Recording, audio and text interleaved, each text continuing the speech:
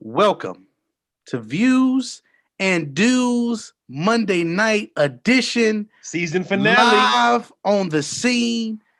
This ain't the season finale yet. We got one more of week. Monday. Of Monday. I'm sorry. Of Monday. Of Monday. We got one more week. But Views and Dues, baby, Monday Night Edition. Views from the 22, live on the scene. Germ So True, Mo Schefter, Vic Jr.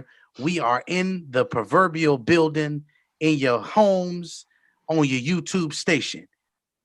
At the end of the day, make sure y'all subscribe. Scene, the scene.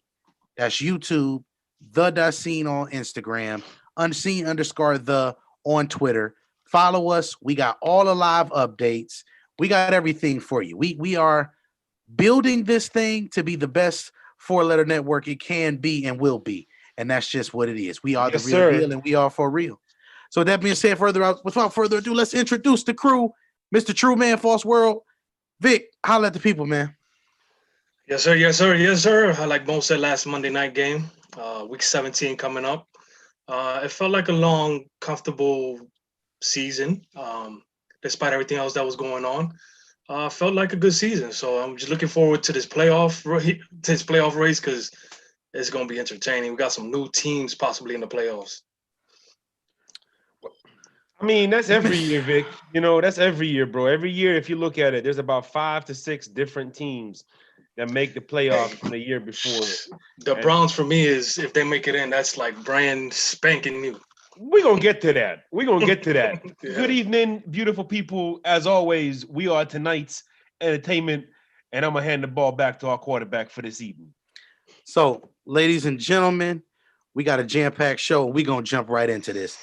First and foremost, we have we're gonna start in the big ketchup battle with Juju Smith Schuster and the death threats of that his mother have been receiving and all those different things. I don't understand where all of this stuff goes in football. It's unacceptable to me. It's just a damn game. Grow the hell up. Stop acting like damn children. It's really that simple. We don't do that here. This is unacceptable. We have no reason for us to be doing that. Vic, I'm gonna dive into come to you, and we're gonna slide right to Mo afterwards. Um, I mean, I don't know what to say about the subject. I mean, this is things that obviously people are bored. Nothing else to do. Not enough hobbies in life, not enough things to look forward to, besides being such fanboys. You know what I mean? So I have nothing else to say on that. Go ahead, Mo. Well, yeah, I Sad. mean, I just kind of put it up on the screen for everybody to see. It's kind of messed up. This is his mother, Juju's mother, and it's you can see what she says. I captured this moment after my son's touchdown because this is my real emotions after weeks of so many hate messages to death threats. Can't help but cry when my baby scored his touchdown. Yeah, I love him when we win in, but hate when we are losing. And I think I think her message to the bottom is what's so much more important. It's not that serious, sure. It's just disgusting, man. I mean, it's been a long year for all of us. This is just unacceptable behavior, and I don't care how old, what the age range was. We all just got to do better as a society. This cannot be a trend. This cannot be a thing. Number one, number two, number three. I promise you, I promise you, 99% of those people wouldn't have the cojones to say that shit about Juju or about his mom to his face. I promise you that much. So let's just keep one thing in mind. Okay, don't let these screens, these monitors, and these keyboards get your perspective all messed up on life and not have you really on what's going on. This is unacceptable behavior. And if anybody is watching who condoned, was involved, or agrees with anything that happened here, you should be so disgustingly ashamed with yourself. And we're going to leave it at that. Absolutely, and to wrap up this conversation about that, that's not what we do. Football is a recreational sport. Yes, people make money off the sport. Yes, it's something that's there for entertainment, but entertainment should never come down to such heinous acts, such disrespectful behavior. I just wanted. I asked people this question: how would you feel if this was your mother? Bro, That's just where we go with that what? situation. How would you feel if it was your family that was receiving death threats because you weren't performing at work the way that your boss maybe or that people thought you should be performing? I just can't. What would you do I if your just, wife got a death threat because you proverbially were low managing yourself at work, or because you were doing something that was out of your control at work? Time to grow up, fellas, ladies and gentlemen. Time to grow up. That's all I have to say about it. Vic, anything you want to say closing? I just can't fathom thinking like that, bro. Like, this. Where's your brain that you have, and then you see the people next to it on the side of that screenshot excusing it basically. Raise a better son next time. Like, what? How Come on, miserable man. do you have to be? It's just That's not misery. What that's called is that's called ignorance. That's called tough. flat out ignorance. So we'll let that be what it is. But we at the scene here, we don't condone that behavior. Y'all can grow up. If y'all don't like it, I don't really have a problem with saying, y'all can find something else to do. That being said, we're gonna go on to the next thing. The next harsh thing that we will see moving forward is we have Mr. JJ Watt with some very enlightening comments. I'm gonna say enlightening because if this don't light a fire to your ass as a Houston Texan, it's really not much really I can say. So Right. I'm gonna let you go into it first, and then we'll react to it after you give it off your chest. I mean, I'm trying to see if I could get a transcript real quick, just to kind of have it in front of Summary, me, give it a summary. just to kind of give it a summary, right? So basically, he talks about what we just said about Juju, like with the Juju thing, that was just silliness. With this is a captain, a leader, and somebody who set the highest bar of any player who's come through the league over the last, honestly, 50 years. Like, I don't care what anybody says. You look at JJ Watt's body of work, particularly the years of his prime, he set a bar. He is a standard of excellence on the field and off the field, no matter how you may feel about him, or no matter how many times he's hit your quarterback in the mouth. And I know it's probably been quite a few dozen times. Okay. What he basically said in this interview, in this post-game press conference, was if you're a professional athlete, you have an obligation. You have an obligation to your teammates. You have an obligation to your contract that you are legally binded to. You have an obligation to your family. You have an obligation to your fans. You have an obligation to yourself as a man to go in there and perform. And he basically said, look, again, put it into perspective, athletes are paid a great amount of money, and rightfully so. They deserve every bit of it. And in 80% of cases, they deserve even more than what they're actually getting. But speaking from a societal perspective, it is still a lot of money that these players are making, and they should be a professional standard that they set for themselves. And what JJ basically said was, if you don't understand your duty, if you don't understand the honor and privilege it is to play in the NFL, and if you're not coming in and putting in the work every day and making the effort and making the proper tackles and not being lazy, then you shouldn't be here. And you know what? He is absolutely right. If you, again, especially in a sport like football, or any sport for that matter, where you get a bunch of guys who are collectively believing in something. And the only way you can win a championship is for everybody to collectively believe in it. And there is clearly far, not forget a championship culture. It is far from a winning mentality in Houston.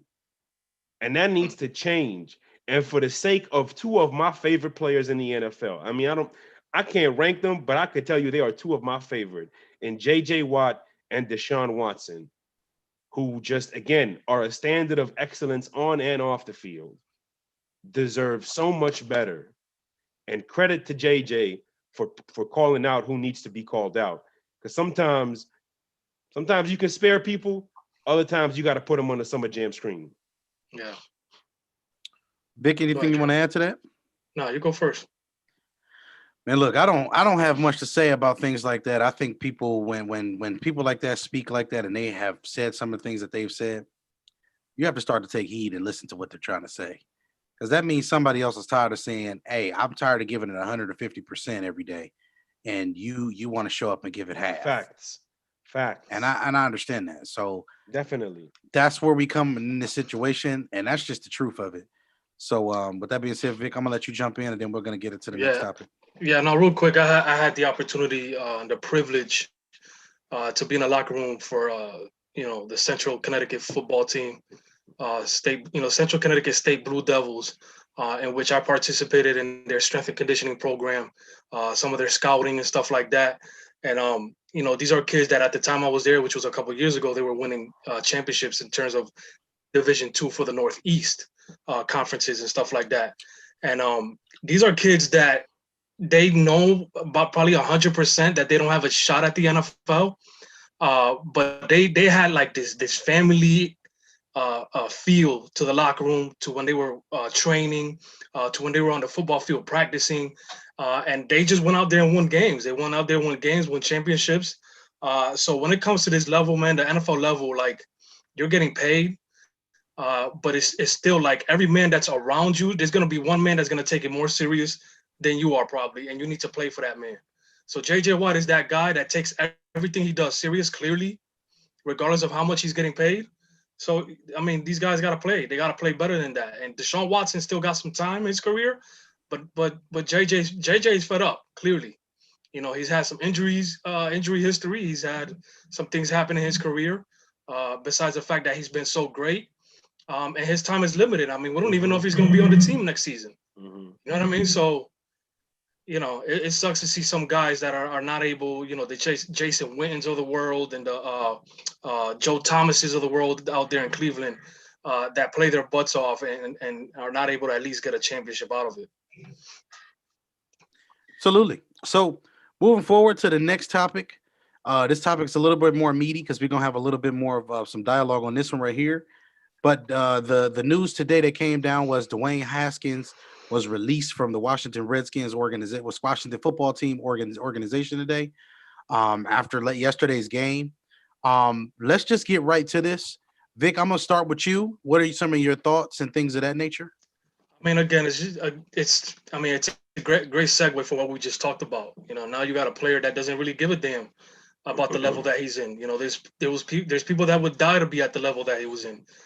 To die, they would die for the payments that he was getting, for the opportunity that he's been given by the country and by the NFL, by the Washington football team. So I mean, the kid is a great talent. Like Jerm likes to allude to, he started over Joe Burrow. He started over several other guys. Jerm, I'm pretty sure remembers the names of the other guys that he started over. So this is a kid that has some upside. We felt like he was a good player, good enough to be probably top half of the league. But it's just not working hard enough. He's not working hard enough, and clearly he doesn't care. And it's one of those situations where, is it a mental health issue that he might be suffering through? Because at the end of the day, that's kind of where these things come from. You're just not thinking right. So either you're not raised right, or there's some things going on in your head. So I mean, it is what it is. Mo?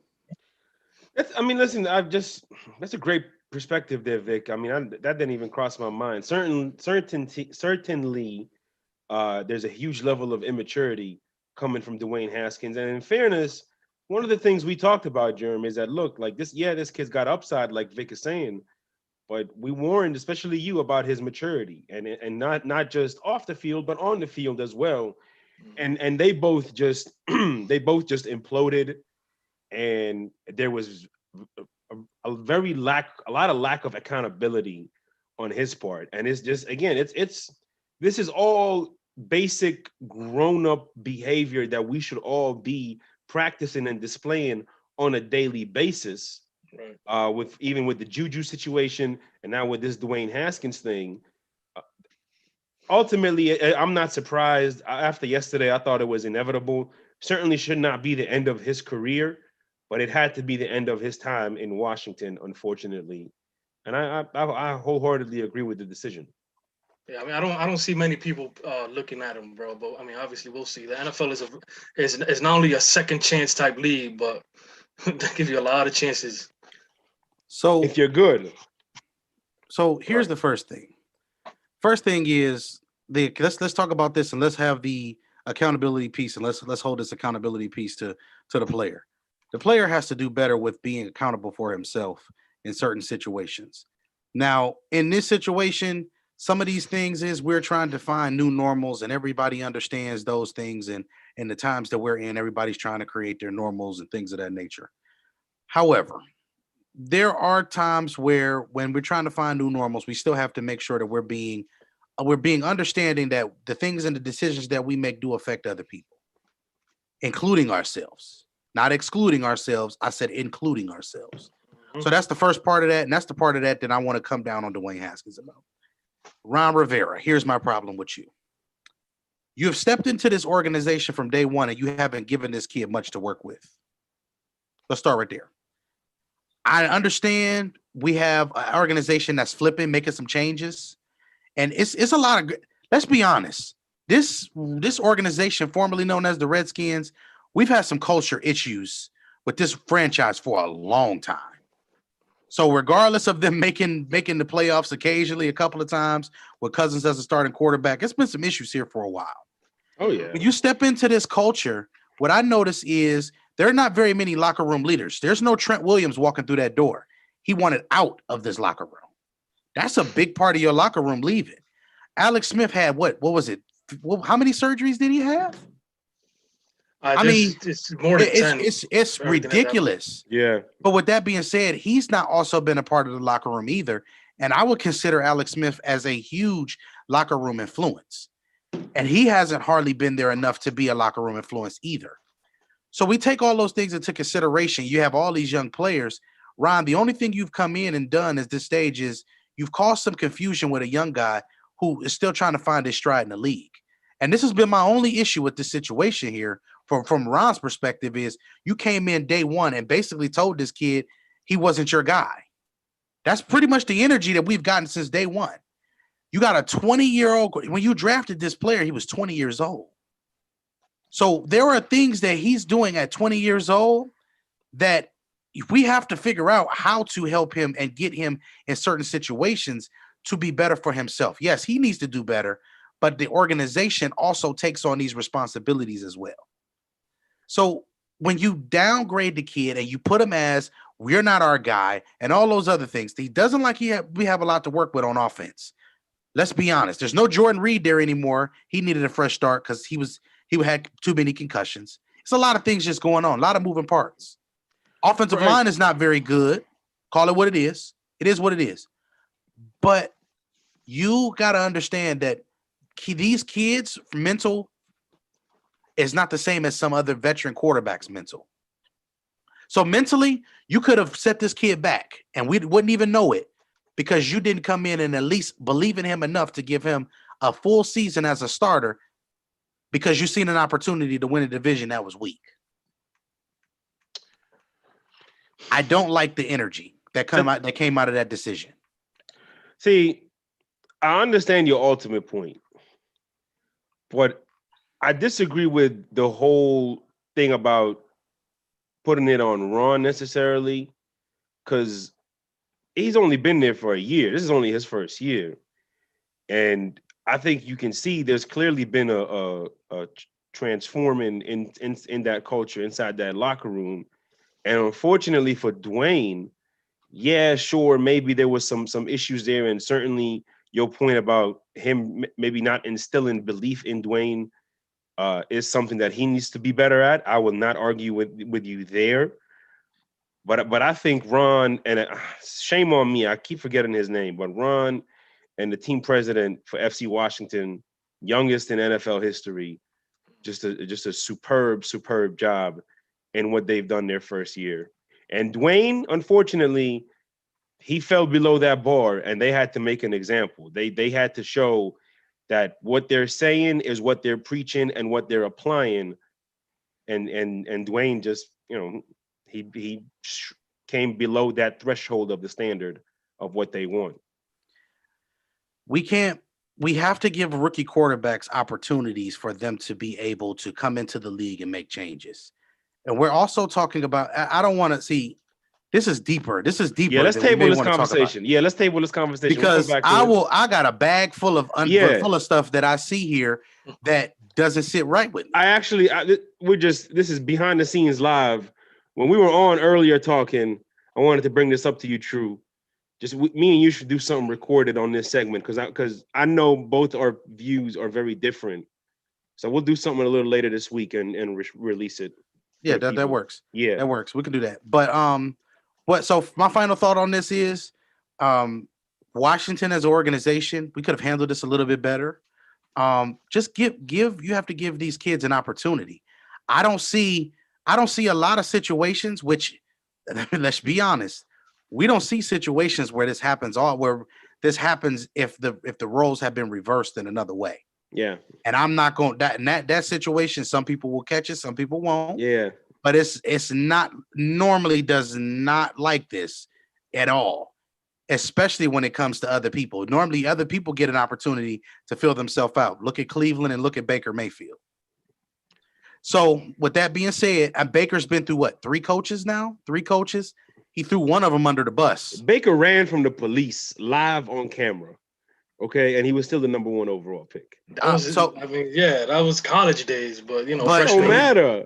But again, we're talking if character is gonna be character is gonna be something that we illustrate, we need to make sure that we illustrate that character in itself is a part of the draft process for every player, regardless of color. Right.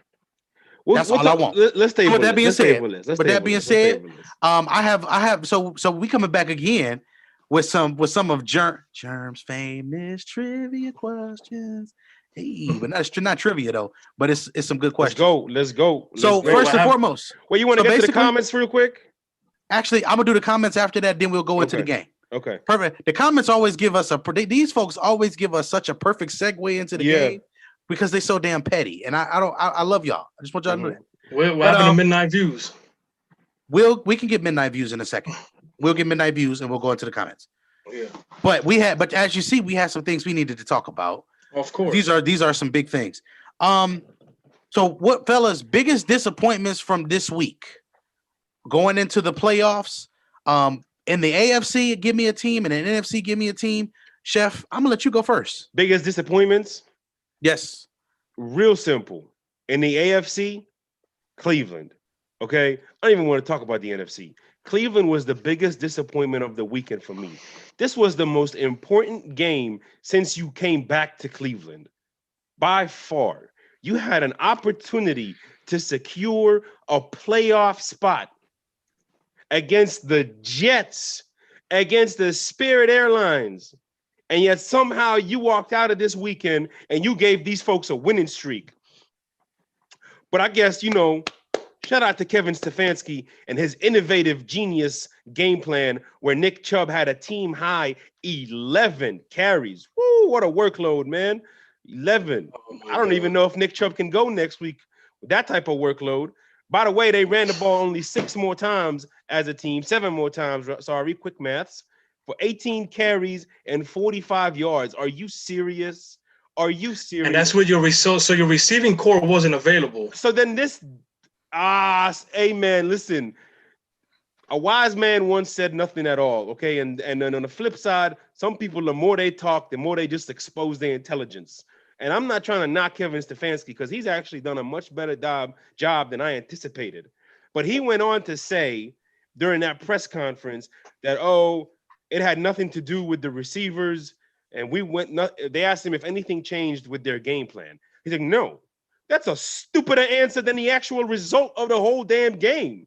The fact that you had your top 4 receivers missing and you still had your strength, Kareem Hunt and Nick Chubb.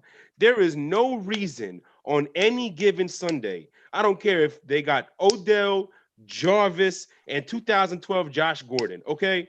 There is no reason Cleveland should not be running the ball upwards of 30 times a game. 30 times a game at least. At least. That's what they need. And the fact that they only ran it 18 times and they were so hell-bent on passing the football to a bunch of practice squad guys, That is just such a disappointing, commonsensical football approach. And I am disgusted. And it is for that reason that the Colts are going to win next week. Steelers are going to beat Cleveland. And I'm going to put that meme of Jay-Z ignoring Kanye and the Browns missing another playoff season because of just stupidity. Make football common sense again. I asked for that a few weeks ago. Who's your NFC team? Browns. Okay, well, listen, he done both conferences. What you got, Vic? Yeah, I mean, bro, the Browns obviously it was a disappointment. There's really nothing else to get from there. Again, 17 carries. And I mean, I don't know how many attempts Baker had. I think it was over 30 attempts that he had, but that's definitely disappointing for them to have that chance to close it out against the Jets. A soft schedule basically for the last couple weeks, and they didn't close it. And then the NFC, I mean, maybe we could just throw in the Cardinals there as that disappointing team for there. Definitely. I mean, definitely a team that I didn't have high expectations for, but y'all did. And I mean, they still got talent on the roster, For so. sure. They should have at least had a wild card spot. And then all of a sudden the Cowboys may be in the playoffs, which is I hate Or to see even the it. Bears. The Bears are in the playoffs currently. So I'll Right. give you my two teams real simple. Cleveland, the Rams, y'all disappoint me anyway because Mm. So now with that being said, my next question and the last question for the day. Currently in the AFC, we have Kansas City and Pittsburgh. Well, Kansas City, if Buffalo takes care of business tonight, they'll be the number 2 seed. Pittsburgh will be no lower than 3 because they have the tiebreaker over just about everybody below them. With that being said, well, yeah, just except for the Dolphins, everybody below them, literally. In the AFC, who has the best chance of being able to go on the road and make it all the way to February? In the AFC, Yep. And right now we got the Browns, the Ravens, the Dolphins, and we're gonna have Tennessee, who's gonna have to go on the road as well right. Tennessee's after probably- first week. Right. Tennessee's probably going to end up playing two games on the road before the Super Mhm. Bowl if they get there. Yep. I'm going to have to go with Tennessee, to be honest with you. Okay. Just because I think that's a team that can travel anywhere. I think that's a team built for any weather. What concerns me, though, is what I saw last night in Green Bay. I wasn't expecting that weather I don't know how much the weather played a factor, but I got to just look at what I saw. That was a bit discouraging to see them just, I mean, obviously AJ Dillon looked like a bowling ball on steroids yesterday, but Tennessee kind of got ran over, and that's a little scary. But either way, it's any other teams that come out from the AFC South. I mean, just because there's beef there, and there's a decent defense there, I'm gonna go with Tennessee, definitely. Vic, who you got? I would have loved to say the Browns, but they did what they did yesterday. So I mean the Ravens, bro. I mean, this is a football team that has been unstoppable last couple of weeks, running the ball very well. Lamar Jackson, as much as Jeremy, you don't like to hear it, has been passing the ball very well. And one thing that you can see is that he passes the ball in pressure situations very well. So. He making those plays, man. The Ravens are going to be that team that can give people a lot of issues the way they're playing. Yeah, I noticed that you didn't give eye contact when you said that either, so I don't really count you right now. Yeah. We don't believe you. We need more. I have people. I have the little square on this side, so now, I was Vic, looking at you. Vic. I'm looking at you right now. Okay. Listen. Now, if I switch it, hold on. Let me put it big. Now I'm looking at you over here. You need to switch your Okay. energy. Yeah, You need to yeah. switch. Yeah, Vic, fix yourself. now listen. Here's the thing. I hope you would know and trust my word that I got your back, and if you need any sort of support, I'm here for you. Okay. Now, if somebody is threatening your life to say these things, I mean, you could tell us. you could tell us. Like I got you. Don't you worry about it. I know a guy. Know a guy. We'll talk about some things. Yeah, I mean, Are the Ravens not a threat? no, To who? no. They're going to be playing Pittsburgh. What at was worst. the question? What was the question? Who can go on the road? We're Who on can the travel? road, travel on the road, and have the best chance of making it to February. And you pick Aren't Baltimore. Aren't the Ravens going to be on the road? Yeah. Okay, so I got the Ravens. Okay. So I'm just making sure that nobody picked. Are we serious here? Folks, I got you. Can you help me here? Okay. No, can't nobody help you. you. Not in my house. You can catch me on the road. Hey, Not in my house. Vic asked me for help. Oh no. Are you That's hungry? Hey, blink twice if you need help, Vic. Blink twice. Hey, so no. well, with that being said, Yeah. in the NFC, the current lineup is we got Green Bay. We got Green Bay. We have the Saints. We have the Seahawks. We have Washington Football Club. We have the Tampa Bay Buccaneers. We got the Rams. And of course, we got the Bears now with the Cardinals out of the playoffs.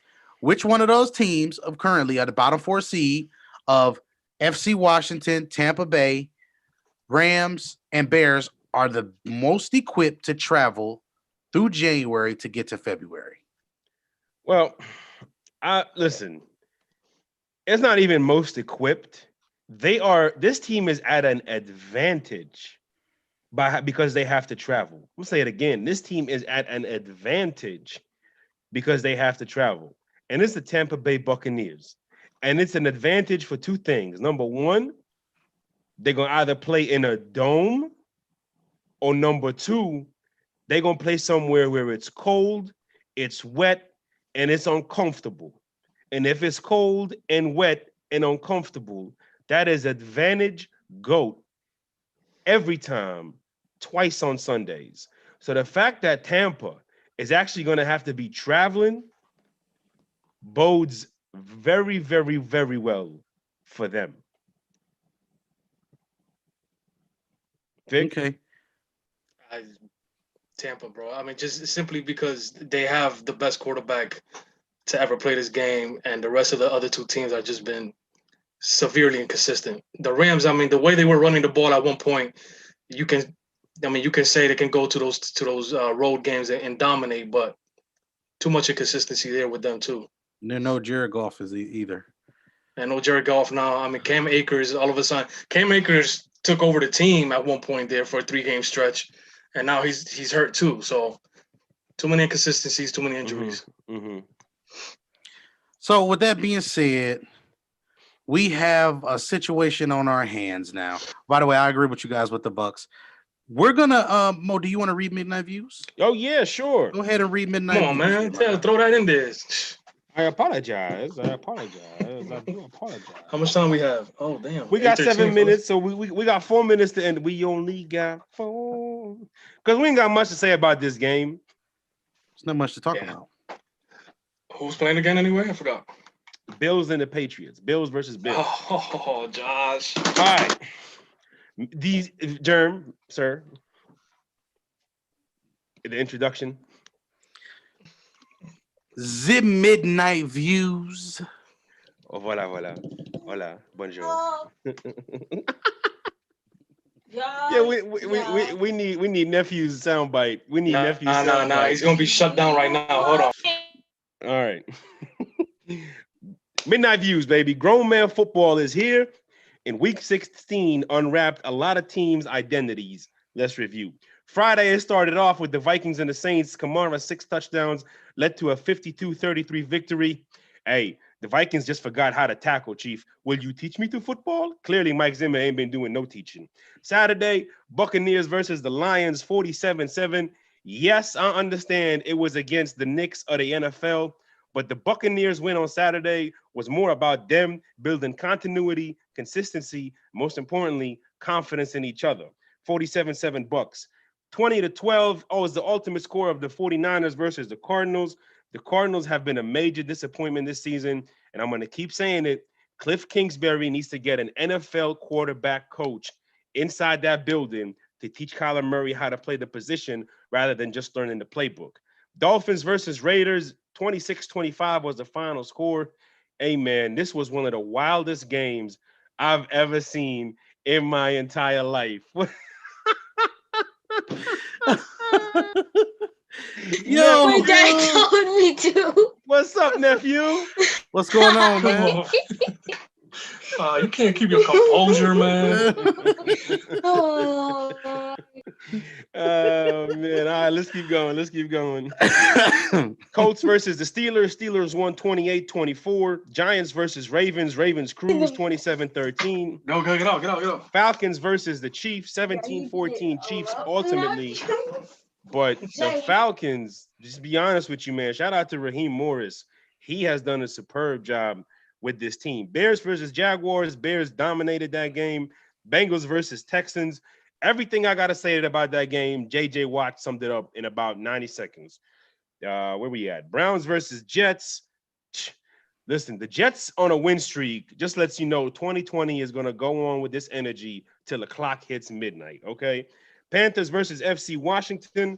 As we talked about, Dwayne Haskins needs to mature and mature fast. Broncos versus Chargers. 19-16 was the final score, as Justin Herbert sets the rookie record for touchdown passes in a single season with 28. Eagles versus Cowboys, 37-17. Hey, too bad Carson Wentz is not playing in the secondary, because now, God forbid, the Eagles going to have to hold themselves accountable. We know that ain't easy. Rams versus Seahawks, 20-9. Seahawks defense is coming alive and at the right time. Titans versus Packers. And like I said, the Packers dominated the game, may have even low-key exposed the Titans. And then the fantasy leaders in the final week of the fantasy season, Alvin Kamara won a bunch of leagues, I am sure, with 54.7 points. Devontae Adams had a little over 37 points. Mike Evans, 35 points. Myles Gaskin, 31 points. And Tom Brady came in at just under 30 points. And that is the Midnight Views. The Midnight Views presented by Views from the Tutu. Just make sure y'all check out on the website. Also, go get the merch. Merch. It's there for y'all. Yes. It's for you. Don't go get it. So with that being said, real quick, we have a game here. The game is currently started, so let's just get into it and pick. Yeah, just started. That being said, 8:20. I thought it was too, but hey, they said last Monday Night Football, we getting out of here. They just want to get it over with. Just get the moving over with. You know? So give me the Bills to take care of business tonight, clinch up the number 2 seed. I don't want to see y'all play next week. I don't really care what the outcome of anything else is. Just give me the Bills. I'm going with the Patriots, man. Give me the Patriots. Give me one last hoorah. The Bills sweeping Bill. I don't know if it's going to happen. I think it's very likely the Bills could just overlook this game and fall into a trap. So I think Bill is really going to put a lot into this game plan tonight. Some special teams trickery, maybe even. So give me the Patriots. 2017. I'll take the Bills. Shout out to Josh, who is happy he might win a championship. All he needs is 0.02 points between the Bills D and the kicker. He'll gonna get those points, get that championship. I got me money from Brady as well. Shout out to those guys. Let's get out of here, man. Yep. With that being said, shouts out to everybody in the comments. We appreciate y'all. Hey, the germ slander in the comments is so epic.